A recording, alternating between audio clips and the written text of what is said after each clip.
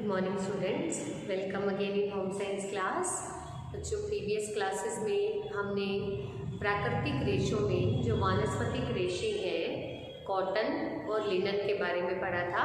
आज का हमारा टॉपिक है ऊन। ऊन जो है एक जानतर रेशा है। हमारे सिलेबस में ऊन और रेशम दो जानतर रेशे हैं जिनके बारे में हम स्टडी करेंगे। तो सबसे पहले बात आती है ऊन के उद्गम और इतिहास की। ऊन का रेशा जो है वो सबसे पहले मानव ने वियर करना, पहनना शुरू करा था, क्योंकि आदि मानव जब जंगल में रहता था तब वो जानवरों की खाल को, जानवरों को मार कर उसको भोजन के रूप में उपयोग कर लेता था और उसकी जो ऊपरी कवरिंग है, उसके जो खाल है, उसको लपेट करके ठंड से अपनी रक्षा करता था। धीरे धीरे मानव ने यह देखा कि जानवरों की जो ऊपरी खाल है उसके ऊपर जो बाल होते हैं वो ताप से और दबाव से जो है आपस में चिपक जाते हैं और एक वस्त्र का, एक लेयर का रूप धारण कर लेते हैं। तब मानव की जैसे जैसे बुद्धि विकसित हुई, सोच विकसित हुई, तो मनुष्य को ये पता चला कि अगर जानवरों को नहीं मारा जाए, मतलब जानवरों को बिना मारे भी अगर उसके ऊपर की लेयर को ना उतारा जाए, ऊपर की खाल को ना उतारा जाए, सिर्फ बालों को उतार लिया जाए, तब भी उससे वस्त्र का निर्माण किया जा सकता है। तो ऊन से वस्त्र निर्माण की जो प्रक्रिया है वो आदिकाल से चली आ रही है। तो सबसे पहले ऊन का जो इतिहास में देखा जाए तो इंग्लैंड में इसकी निर्माण प्रक्रिया शुरू हुई थी। मेसोपोटामिया जो है वो ऊन का जन्मदाता माना जाता है कि वहाँ ऊन से जो वस्त्र निर्माण की प्रोसेस है वो मेसोपोटामिया में शुरू हुई थी। 13वीं शताब्दी में स्पेन में भी ऊन से वस्त्र निर्माण की प्रक्रिया शुरू हो गई थी और स्पेन के अंदर मेरिनो ऊन सबसे प्रसिद्ध ऊन थी। मेरिनो ऊन जो है वो मेरिनो भेड़ से प्राप्त की जाती है। उस भेड़ के, मेरिनो भेड़ के जो बाल होते हैं उनकी क्वालिटी बहुत अच्छी होती है और उससे मेरिनो ऊन प्राप्त की जाती है। भारत में भी मोहनजोदड़ो की जब खुदाई हुई थी तब उसमें साक्ष्य मिले थे कि जो मूर्तियां थी उसके ऊपर भी ऊन के कपड़े जो हैं वो लपेटे हुए थे। तो मोहनजोदड़ो के समय से ही ऊन जो है उपयोग, भारत में भी ऊन का उपयोग किया जा रहा है। महाभारत में भी ऊनी वस्त्रों का वर्णन हुआ है। भारत में सबसे पहले जो ऊन से वस्त्र निर्माण की जो प्रक्रिया है वो कश्मीर में शुरू हुई थी। कश्मीर में वहाँ की जो पश्मीना शॉल है वो बहुत प्रसिद्ध है। पश्मीना शॉल जो है पश्मीना ऊन से प्राप्त की जाती है। पश्मीना ऊन के पश्मीना जो भेड़े हैं उनके जो बाल हैं, वो जो वूल है, उनसे जो तैयार शॉल होती हैं उन्हें पश्मीना शॉल कहा गया है। नेक्स्ट आता है कि ऊनी जो वस्त्र है वो कितने प्रकार के हैं।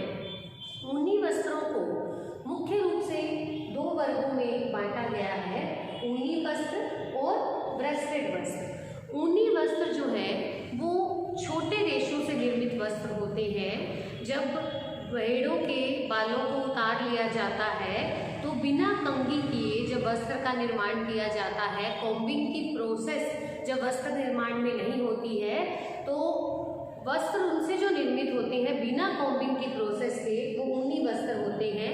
या फिर कॉम्बिंग की प्रोसेस के बाद जो छोटे रेशे अलग हो जाते हैं और बड़े रेशे अलग हो जाते हैं, तो छोटे रेशों से निर्मित वस्त्र ऊनी वस्त्र कहलाते हैं और लंबे रेशों से जो निर्मित वस्त्र हैं वो ब्रेस्टेड वस्त्र कहलाते हैं। नेक्स्ट आ जाता है निर्माण प्रक्रिया।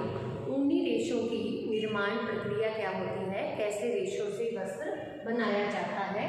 तो निर्माण प्रक्रिया में पहली प्रोसेस आती है भेड़ों से ऊन काट कर एकत्र करना। भेड़ों के जो स्किन होती है उसके ऊपर जो उनके बाल होते हैं उसी को ऊन कहा जाता है। उसको मशीनों द्वारा या फिर हाथ के द्वारा उन बालों को अलग कर लिया जाता है, काट लिया जाता है। अलग अलग जगह पर यह प्रोसेस जो है अलग अलग तरीके से होती है और अलग अलग समय पर होती है। इंडिया में भेड़ों के, हमारे भारत में जो भेड़ों के बाल हैं उन्हें साल में 2 बार या कई बार 3 बार भी उतारा जाता है। नेक्स्ट आता है छटाई या श्रेणीकरण। एक ही भेड़ के ऊपर से अलग अलग जगह से जो बाल उतरते हैं, जो वूल निकलती है, वो अलग अलग श्रेणी की होती है, तो उनको भी छटाई करी जाती है, उन्हें भिन्न भिन्न वर्गों में बांट लिया जाता है। यह बालों की जो वूल होती है उसकी लंबाई पर भी निर्भर करता है, साथ ही उसकी सूक्ष्मता पर भी, वो बाल कितने बारीक हैं उस पर भी डिपेंड करता है। तो बालों की जो लंबाई है और उसकी जो सूक्ष्मता है उसके अकॉर्डिंग इनकी छटाई या श्रेणीकरण, इन्हें अलग अलग ग्रेड के अकॉर्डिंग अलग अलग भागों में बांट लिया जाता है। नेक्स्ट आता है सफाई एवं धुलाई। जो वूल एकत्र करी जाती है वो वूल जो है उसमें काफ़ी अशुद्धियाँ होती हैं, मैली होती है, गंदगी होती है उसमें, तो उसकी सफाई एवं धुलाई करी जाती है। सफाई एवं धुलाई की प्रक्रिया भी 3 तरह से करी जाती है। या तो वूल को साबुन पानी के घोल में, बड़े बड़े टैंक होते हैं जिसमें साबुन और पानी का घोल बनाकर उसके अंदर वूल को डाल करके डिप करके रख दिया जाता है, या फिर पेट्रोलियम पदार्थ के अंदर जो है उसको वॉश करा जाता है। पेट्रोलियम पदार्थ बाद में उड़ जाते हैं और वूल जो है वो साफ हो जाती है। या फिर ऊन को जो है कार्बोनाइजिंग मेथड द्वारा सल्फ्यूरिक अम्ल और हाइड्रोक्लोरिक अम्ल के तनु घोल से साफ करा जाता है। इस तरह से ऊन की सफाई और धुलाई कर दी जाती है ताकि उसके ऊपर जो गंदगी है, जो अशुद्धियाँ हैं, जो दाग धब्बे हैं वो साफ हो जाए। नेक्स्ट प्रोसेस आता है, जिस तरह से बालों को धो करके सुखाते हैं उसी तरह से ऊन को भी सुखाया जाता है। सुखाने की प्रक्रिया में इसे पूर्णतः ना सुखाकर इसमें कुछ मात्रा में लगभग 15% तक जो मॉइस्चर है, जो नमी है वो रखी जाती है। बिल्कुल ड्राइनेस नहीं करा जाता, क्योंकि बिल्कुल अगर इन्हें सुखा दिया जाए, इनमें ड्राइनेस लाई जाए तो जो नेक्स्ट प्रोसेस है ऊन से जो आगे इस ऊनी रेशों से जो आगे धागा बनाने की प्रक्रिया है उसमें समस्या आती है। तो इन्हें कुछ हद तक सुखा लिया जाता है, जबकि 15% तक इसमें नमी को रखा जाता है। नेक्स्ट आता है तेल लगाना। जिस तरह से बालों में सुखा करके उन्हें ऑयलिंग करके एक साथ किया जाता है, इसी तरह से ऊन को भी तेल लगा करके उन्हें चिकना बनाया जाता है। इसके ऊपर जैतून का तेल उपयोग करके उन्हें बिल्कुल चिकना करके एक साथ कर लिया जाता है। नहीं तो सुखाने के बाद जो ऊनी रेशे हैं वो दूर दूर छिटकने लग जाते हैं, इसीलिए उन्हें तेल लगाकर आपस में चिपका दिया जाता है। नेक्स्ट आता है मिश्रित करना। मिश्रित करने के लिए यहाँ जो हमने श्रेणीकरण की प्रोसेस की थी, इसमें क्वालिटी वाइज उनको अलग अलग कर लिया था। नेक्स्ट प्रोसेस आती है मिश्रित करना, क्योंकि कुछ वस्त्र ऐसे भी तैयार करे जाते हैं जो आम आदमी की पहुंच में हुए। अगर बढ़िया क्वालिटी के रेशों को जो है वो निम्न क्वालिटी के रेशों के साथ मिश्रित ना किया जाए तो आम आदमी की पहुंच में जो वस्त्र है वो नहीं होता है। वस्त्र जो है या तो बहुत बढ़िया बन जाते हैं या बहुत ही निम्न कोटि के बन जाते हैं। तो अच्छी क्वालिटी की ऊन के अंदर कुछ मात्रा में जो है निम्न क्वालिटी की ऊन को मिक्स करके उनको मिश्रित किया जाता है ताकि ऊनी वस्त्र हर किसी की पहुंच में हो सके। नेक्स्ट आता है धुनाई। धुनाई की प्रोसेस जो है वो ऊनी रेशों, ऊनी वस्त्र तैयार करने और ब्रेस्टेड वस्त्र तैयार करने के लिए अलग अलग होती है। ऊनी वस्त्र तैयार करने के लिए धुनाई की जो प्रोसेस है उसमें बड़े बड़े रोलर में कांटेदार जो है हुक लगे होते हैं, जिसमें रेशों को फंसा करके निकाला जाता है ताकि वो सीधे हो जाए। जबकि ब्रेस्टेड वस्त्रों में रेशों को फंसा करके निकालने के साथ साथ उसमें खिंचाव भी दिया जाता है ताकि वो स्ट्रेट होकर बिल्कुल सीधे हो जाए और वो अपनी पूर्णतः लंबाई को प्राप्त करें। नेक्स्ट आता है कंघी करना।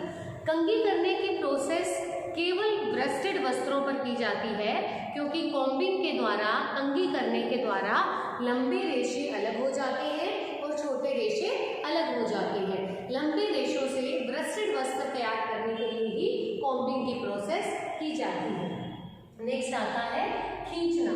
खींचना या ड्राइंग आउट की जो प्रोसेस है वो इकट्ठे करके रेशों को ऊनी बनाने के लिए की जाती है, ताकि उन्हें खींच करके रेशों की एक लैप, एक गांठ तैयार करके उन्हें खींच करके पतला किया जाता है, ताकि उनसे आगे ऊनी बनाई जाए। ऊनी बना करके वस्त्र जो धागे निर्माण की प्रक्रिया है वो पूरी की जाए। नेक्स्ट आता है कताई। कताई का मतलब होता है कि ऊनी बनाने के बाद जब खींचने की ड्राइंग आउट की प्रोसेस पूरी हो जाती है तो उसके बाद कताई की प्रक्रिया की जाती है। कताई की प्रक्रिया में ऊनी से जो है रेशों की इकट्ठी जो ड्राइंग आउट करके कताई करके उनकी खींच करके उनकी जो ऊनी बनाई गई थी उसको और अधिक खींच करके ट्विस्ट दे करके ऐंठन दे करके उससे धागा तैयार किया जाता है। तो कताई की प्रोसेस में रेशों से धागा बनाया जाता है। नेक्स्ट आता है बुनाई। बुनाई प्रक्रिया के अंदर ताना और बाना तैयार किया जाता है।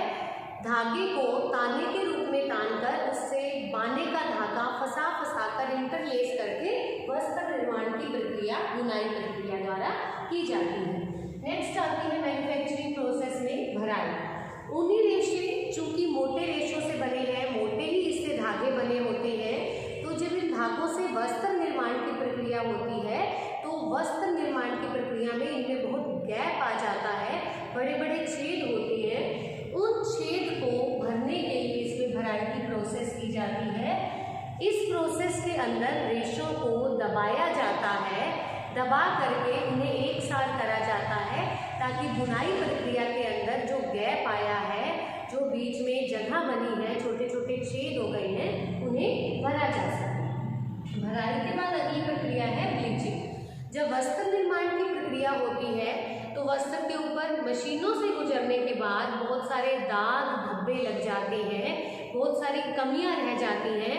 उन कमियों को, गंदगी को, ग्रीस के दागों को, मशीन के दागों को, जो जंग के दाग हैं उनको हटाने के लिए वस्त्र को ब्लीच किया जाता है।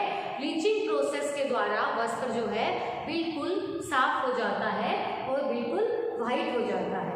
नेक्स्ट आता है रंगाई। ब्लीचिंग की प्रोसेस के बाद हमें जिस रंग का वस्त्र चाहिए होता है उस रंग में वस्त्र को रंगा जाता है।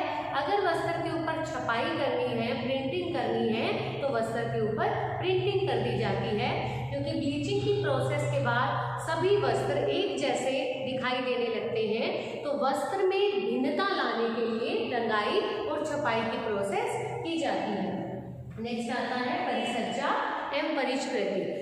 वस्त्र निर्माण की प्रक्रिया के बाद वस्त्र के ऊपर बहुत सारी कमियां रह जाती हैं, धागे बीच में टूट जाते हैं, गांठें आ जाती हैं। इसके अलावा भी वस्त्र जो है शेप में नहीं होता है, तो उसे प्रॉपर रूप से सुंदर बनाने के लिए, ताकि उसे आगे मार्केट में लॉन्च किया जा सके और वो लोगों को पसंद आए, तो उसके लिए इसके ऊपर परिसज्जा एवं परिष्कृति दी जाती है, ताकि वस्त्र की कमियों को छुपा दिया जाए, उसके ऊपर जो गंदगी, जो गांठें हैं उनको हटा दिया जाए और साथ साथ वस्त्र जो है आकर्षित करने वाला बन जाए। तो उसके लिए वस्त्र के ऊपर परिसज्जा और परिष्कृति दी जाती है और उसके बाद वस्त्र को मार्केट में लॉन्च कर दिया जाता है। आज हमने करी निर्माण प्रक्रिया, तो नेक्स्ट क्लास में हम ऊनी रेशों की विशेषताएं करेंगे।